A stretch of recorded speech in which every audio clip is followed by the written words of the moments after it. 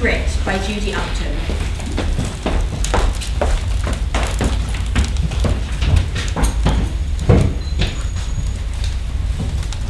Good afternoon, Mr. Lowe. I'm the duty solicitor today. I should advise you that the charges against you are very serious, and if you do have a personal legal representative, you should probably inform them now. I don't have a solicitor. I've never had need for one. I've never been in trouble with the police before. Well, you certainly appear to be in trouble now, Mr. Lowe. Look, I made a mistake, that's all. An honest mistake. I was trying to do the right thing. Have you watched the news at all in the last few hours? Watch the news? Hello, I'm in a police cell. And they've not updated you on the latest developments. Developments? You do know it's still snowing. Snowing heavily. It's chaos all over the borough. Complete chaos. What have I done? Yesterday was my first day in a new job. I'd been promoted to head of the highways department at the council. Finally, I had my whole department to run. My own office, and best of all, a salary of £50,000 per annum. I'd worked incredibly hard for that promotion, really put in the overtime. I'd interviewed loads of people for the role, but the thing that swung it for me is that I'm really good at stretching budgets, cutting costs. That's what really matters these days, isn't it? So it's my first morning in the job, and I get this call from Inverness Council. They've still got really icy weather up there, and it's been like that for months. The problem is they're running really short of grit.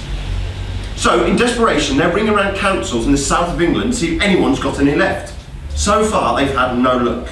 But I do a quick check on my screen and discover we've still got 32 tonnes of grit left. As it's nearly Easter now, we're not going to see any more ice and snow here in southeast London until next winter, are we? Inverness say they are willing to pay 20 grand for all our remaining grit. I tell them I can't let it go for less than 30. What can they do? They've already told me they've tried everywhere else. We're their last resort. They agreed to cough up. So, my first day in the job, and I've already made the council 30 grand. I ring the wife to tell her the good news. We were on the verge of divorcing before I got this promotion.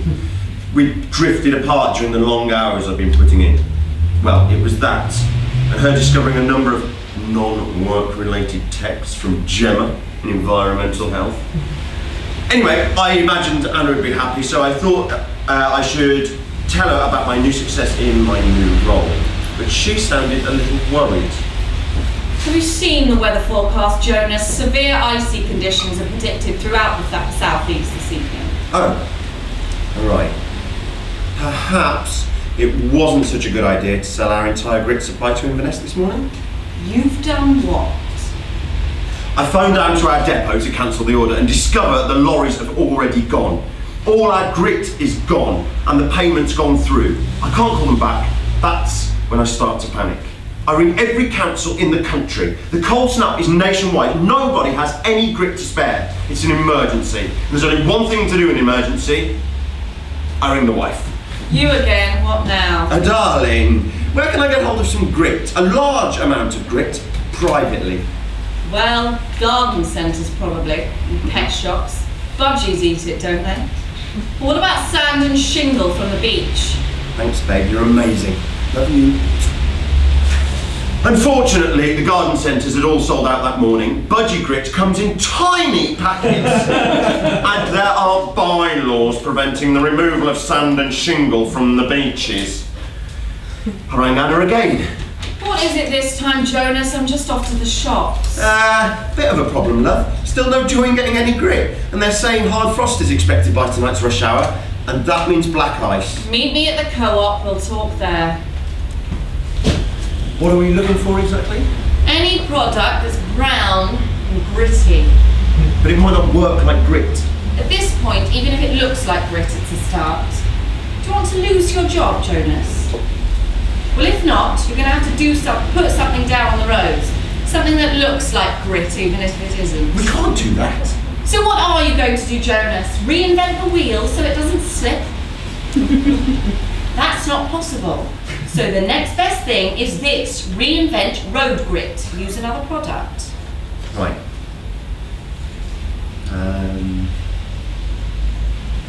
How about peanut butter? It's brown, lumpy. It'll stick to the wheels, you idiot. Sure. Rocky Road ice cream. Ice cream is the same as ice. You put ice on ice. Focus, Jonas.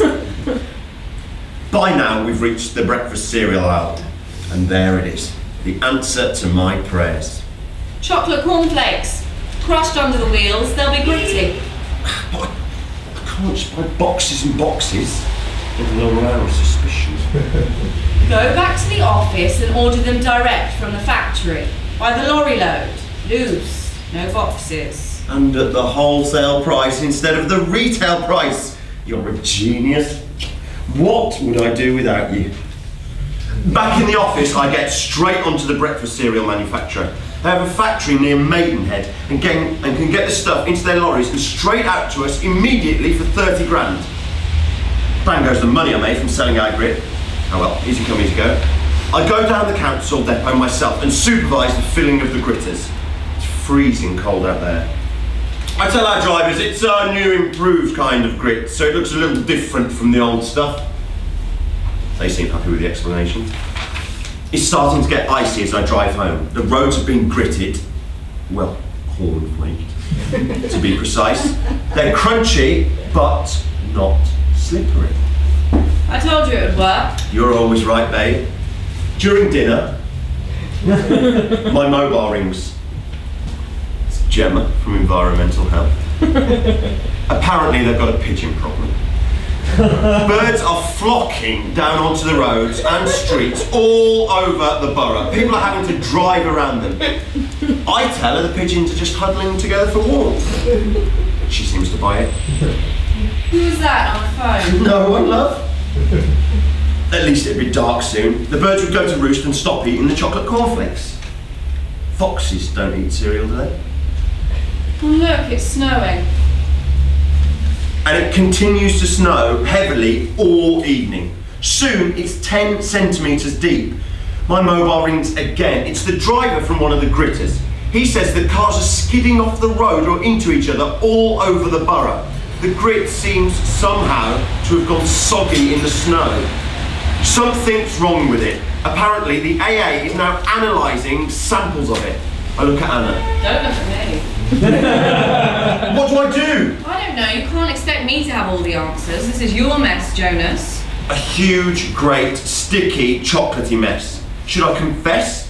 But then what would happen? I'd be charged with fraud, criminal negligence. Worse, if anyone is actually hurt or killed through the roads being gritted with chocolate cornflakes, but if I confess, I'll still go to jail. Perhaps I can pretend there's some sort of ordering error. Someone, ticked the wrong box, got cereal, not grit. It's plausible, yeah? I go back to the office, on foot, trudging through the snow. On the way, I see cars stuck in hedges and left abandoned. From the office, I call the local radio and TV stations.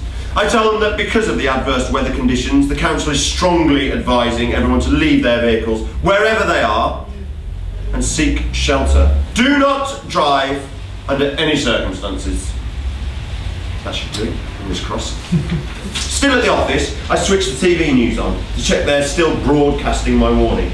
But who should I see appear standing outside our house and talking to a reporter? My wife.